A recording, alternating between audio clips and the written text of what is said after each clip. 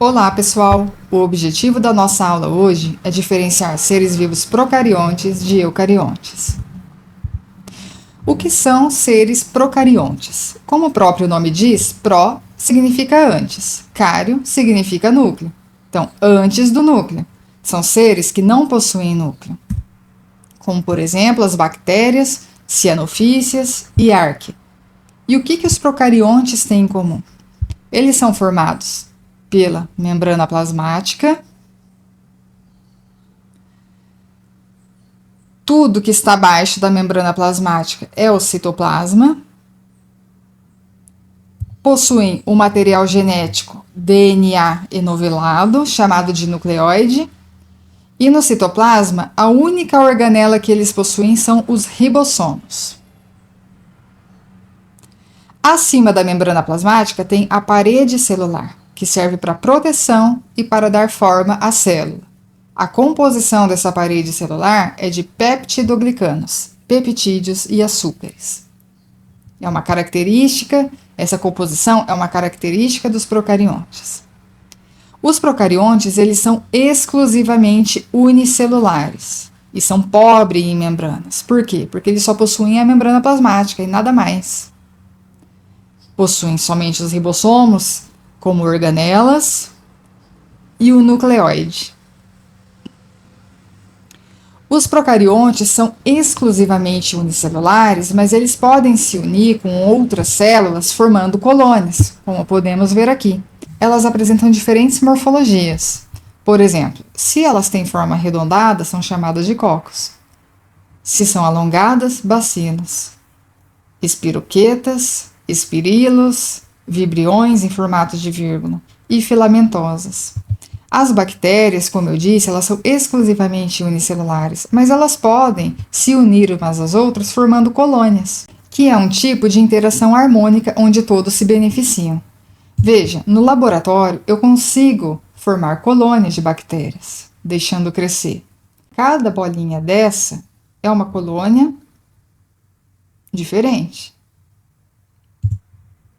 E quando eu diluo esta colônia, eu consigo individualizar as células no microscópio. Veja, os bacilos individualizados. Aqui uma célula, outra célula, outra célula.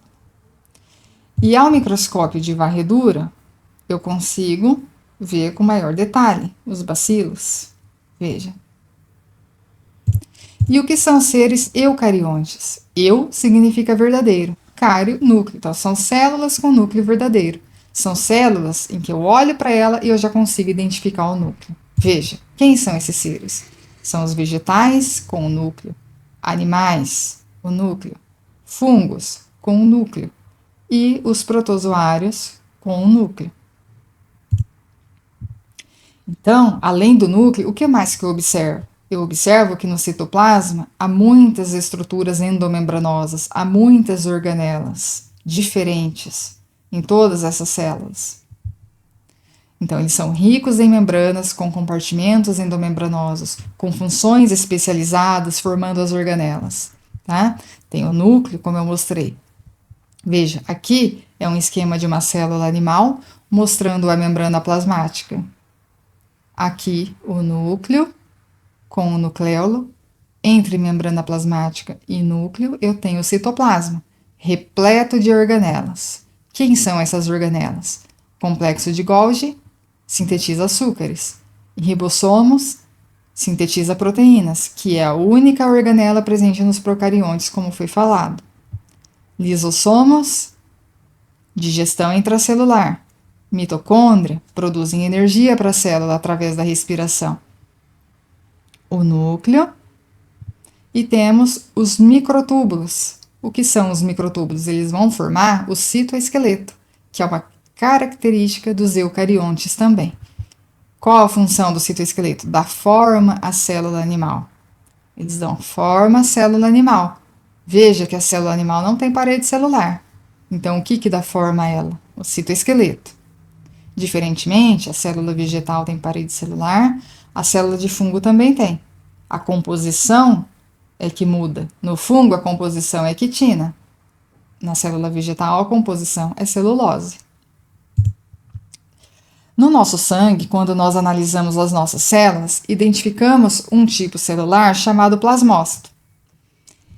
Esse plasmócito, cada um desse é um plasmócito. Perceba que dentro de um plasmócito eu consigo individualizar núcleos.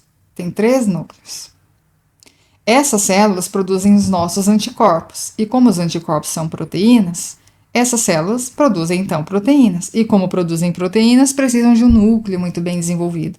Veja que ela tem 3 núcleos.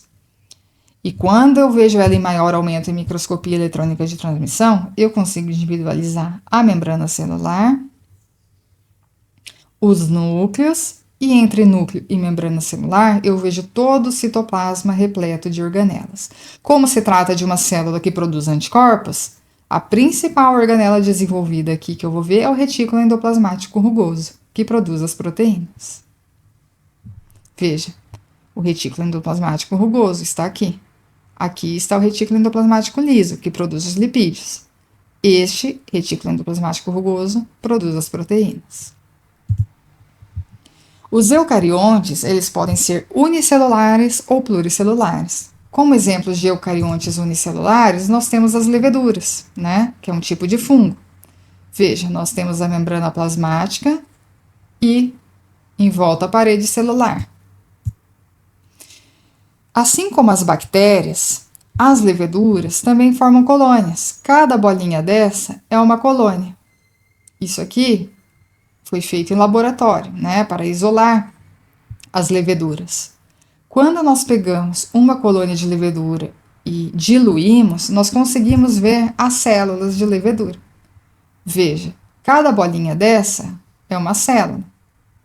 E ao microscópio de varredura, nós conseguimos ver com maior detalhe cada célula. O que fazem as leveduras no nosso dia a dia? Para a produção da cerveja e também o que faz o pão crescer, né? As leveduras liberam CO2, que faz com que o pão cresça. Qual que é o outro exemplo? O protozoário, como exemplo, o Trypanosoma cruzi, que é o agente etiológico da doença de Chagas. Veja, aqui tem a membrana plasmática, o núcleo e o citoplasma. Quando se analisa o sangue de uma pessoa infectada com Trypanosoma cruzi, nós vemos isso. Aqui as hemácias do nosso sangue. E aqui o Trypanosoma cruzi. Veja, 1, 2, 3 e 4. Estas estruturas mais curadas são o núcleo. Nós conseguimos ver o núcleo. Ou seja, é um eucarionte, porque nós conseguimos ver o núcleo, né? Em maior aumento, ao microscópio eletrônico de varredura, nós conseguimos ver um Trypanosoma cruzi, aqui o flagelo dele. Nós não conseguimos ver o núcleo porque esse tipo de microscopia é para ver apenas a superfície da célula, não vê dentro da célula. Ok? E há também os eucariontes pluricelulares. Quem são os eucariontes pluricelulares? É todo o resto. Animais, vegetais, também os fungos pluricelulares, os insetos. Veja, nós somos formados por átomos, que formam as nossas moléculas. As moléculas vão compor as organelas, né? Vão formar as organelas. E as organelas estão dentro das células. As células vão se dividir e formar os tecidos. Veja, a partir daqui eu já tenho estrutura pluricelular, tá? Porque eu tenho mais de um tipo de célula fazendo a mesma função, que é o tecido. Os tecidos vão compor os órgãos que vão compor o indivíduo. E o indivíduo faz parte da comunidade, do ecossistema, do bioma e que compõe a biosfera. Tá? Então veja que os eucariontes podem ser uni- e pluricelulares, como foi mostrado. Vamos fazer um resumo de tudo que a gente viu. O que são seres procariontes? Os seres procariontes são as bactérias, cianobactérias e arquea. O que é exclusivo dos procariontes? Presença de nucleóide, que é o DNA disperso no citoplasma, e parede celular de peptidoglicano. O que são seres eucariontes? São os protozoários, os animais, vegetais e fungos. E qual que é a principal diferença entre eucarionte e procarionte? A presença de um núcleo verdadeiro. Nós olhamos para a célula e já conseguimos identificar o núcleo. E o que mais? A presença de um compartimento endomembranoso, que formam as organelas, como as mitocôndrias, cloroplastos, retículo, complexo de Golgi, lisossomos, peroxissomos, tá? A presença também de citoesqueleto é uma característica dos eucariontes. A presença de parede celular composta de celulose em vegetal e quitina em fungo. E o que procariontes e eucariontes têm em comum? Ambos possuem ribossomos, possuem membrana plasmática, citoplasma e material genético, é o DNA. Se você gostou dessa aula, por favor, deixe seu like e se inscreva no canal para receber conteúdos semelhantes a esse. Obrigada!